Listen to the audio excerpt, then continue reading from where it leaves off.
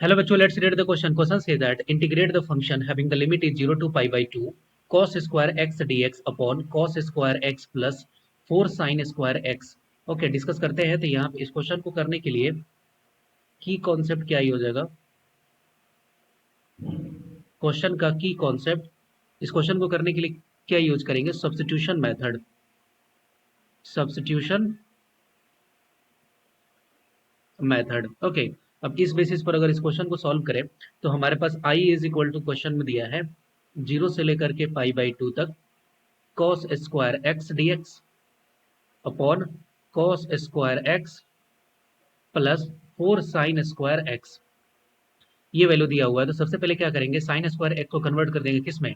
cos square x में। तो ये हो जाएगा आई इज इक्वल टू 0 से लेकर के पाई बाई 2 तक cos square x dx upon cos square x plus 4 into, अब देखिए साइन स्क्वायर एक्स को क्या लिख देंगे, ये लिख सकते हैं 1 माइनस कॉस स्क्वायर एक्स। ये हो जाएगा 4 माइनस 4 कॉस स्क्वायर एक्स, ये वैल्यू हो जाएगा।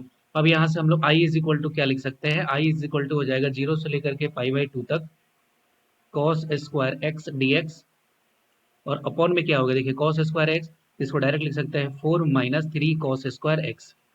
ओके, अब इसको हम लोग एडजस्ट करेंगे। एडजस्ट करने का मतलब ऐसे हुआ कि अगर देखिए यहाँ पे -3 कॉस स्क्वायर एक्स है, तो यहाँ पे अगर हम लोग -3 लगाना चाहते हैं तो यहाँ पे क्या करना पड़ेगा, -1/3 से डिवाइड भी करना पड़ेगा।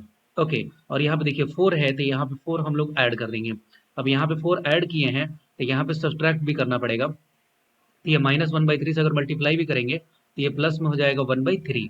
और यहाँ पे क्या हो गया, ये हो गया 0 से लेकर के पाई बाई 2 तक, और ये 4 सिर्फ हम लोगों को सब्ट्रैक्ट करना था, तो ये हो गया dx और अपॉन में क्या हो गया, अपॉन में हो गया 4 माइनस 3 कॉस स्क्वायर एक्स।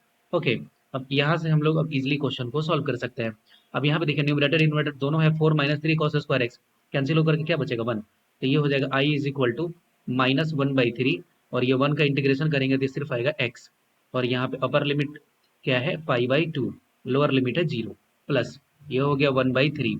अब ये वैल्यू देखिए, अब यहाँ पे देखिए 4 है, अब यहाँ पे क्या करेंगे हम लोग, 0 से लेकर के पाई बाई 2 तक है, कॉस स्क्वायर एक्स से डिवाइड कर देंगे, तो डिवाइड कर देंगे तो ये हो जाएगा सिर्फ 4 सेक स्क्वायर एक्स dx, और अपॉन क्या हो गया, ये हो जाएगा 4 सेक स्क्वायर एक्स माइनस 3, ये वैल्यू आ गया।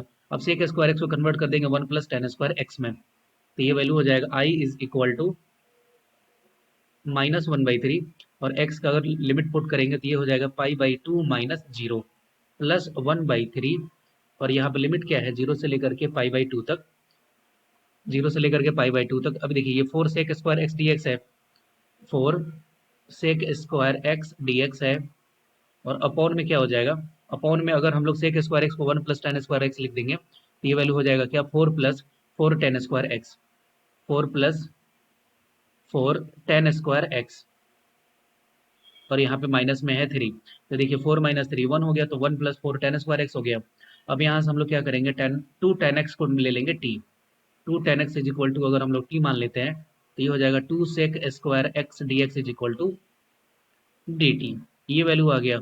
अब अगर लिमिट की बात करते हैं तो x का वैल्यू अगर 0 है तो यहाँ पे x is equal to 0 put करेंगे तो टेन 0 0 होगा, तो यहाँ से t इज इक्वल टू भी क्या हो जाएगा 0, और अगर x इज इक्वल टू अगर पाई बाई 2 है तो t इज इक्वल टू क्या हो जाएगा इन्फिनिटी। तो i इज इक्वल टू क्या हो गया, ये हो गया माइनस, और ये वैल्यू क्या हो गया पाई बाई 6 प्लस 1/3। यहाँ देखिए 2 sec square x d x चाहिए, तो इसका मतलब 2 यहाँ पे बाहर निकाल देंगे तो ये 2 हो गया, इंटीग्रल 0 से लेकर के इन्फिनिटी तक, ये वैल्यू हो गया डी टी अपॉन, ये देखिए 4 माइनस 3 था तो ये तो 1 था, तो 1 प्लस, और ये 2 टेन एक्स का होल स्क्वायर है, तो 2 tan x is equal to क्या माने थे टी, तो ये हो गया टी स्क्वायर, ये वैल्यू आ गया।